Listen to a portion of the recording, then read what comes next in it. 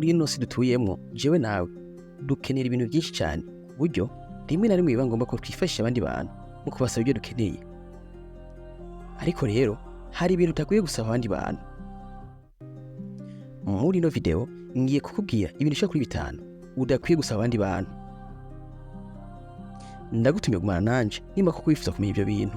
Ni kuri Big Dream Media. Reka ngushimire wewe wamutera intege mu gukurikirana ibiganiro byacu. Naho kubashasha ndabatumiye gushaka kuri jeme kugira ngo mwamwe ibiganiro byacu iminsi yose twishizeko. Ibikurikira ni ibintu ushaka kuri 5 udakwiye na rimwe gusaba abantu canke guhatira abantu kuba biguha.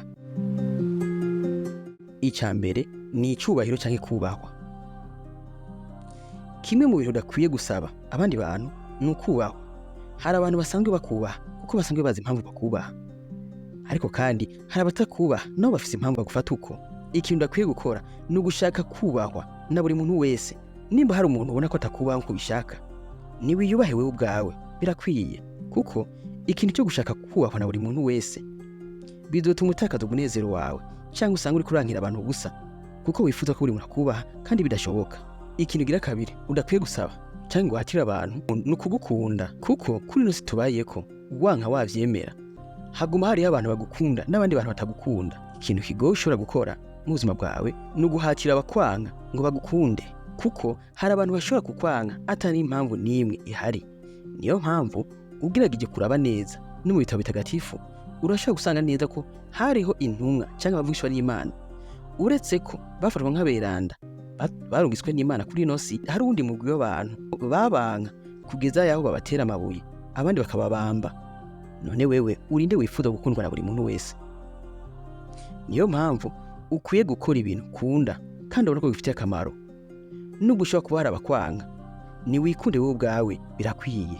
Icya gatatu ntukwiye gusaba cyangwa guhatira umuntu yifuza kuva mu buzima bwawe ngo mugumane. Ni bisanzwe kuri buri muntu wese kumva irungo mu gihe abantu yarasanzwe amenyereye hageze ko bajya kure yiwe.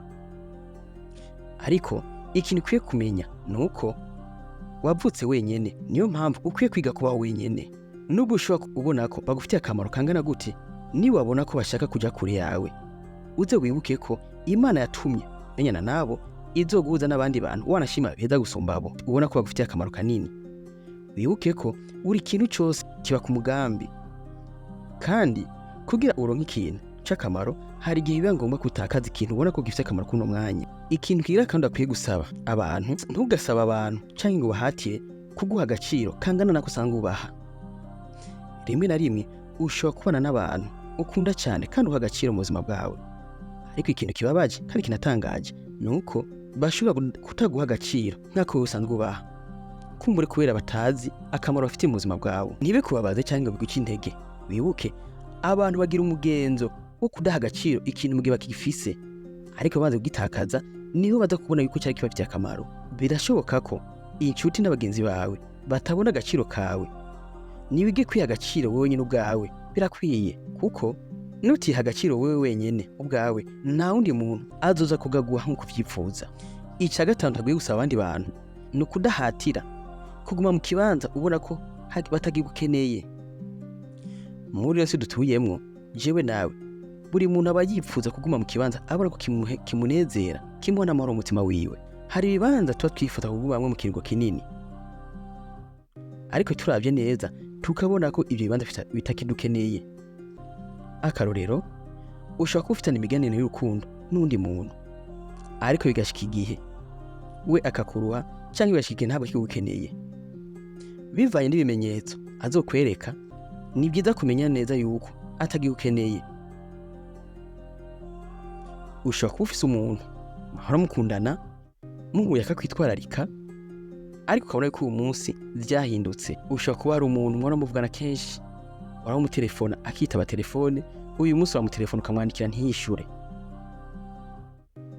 Ushobora kuba hari umuntu iyo muhuye yakwitwararika cyane akanezerwa agatwenga, ariko uyu munsi iyo muhuye agufata ibisanzwe akakwereka yuko uri ibintu bisanzwe cyane imbere yiwe. Ubwo n'uburorero bumwe bw'ibibanza bimwe bimwe udoshaka kubona yuko batakigukeneye. Niba uri ibimenyetso nk'ivyo, nange ka kubona yuko ico kibanza batagukeneye, amuhatira guma mu ico kibanza, kuko niba guma uhatira kuguma mu kibanza batagukeneye nta kindi kintu uzohakura. atari kuhava uwawe mutima wawe. Urakoze cyane kubana nanje kuva ku ntango ushaka kumenya ino video, nubwo ngutumiye kugira partage kugira ngo ushikire abandi. Remember to be always the best version of yourself.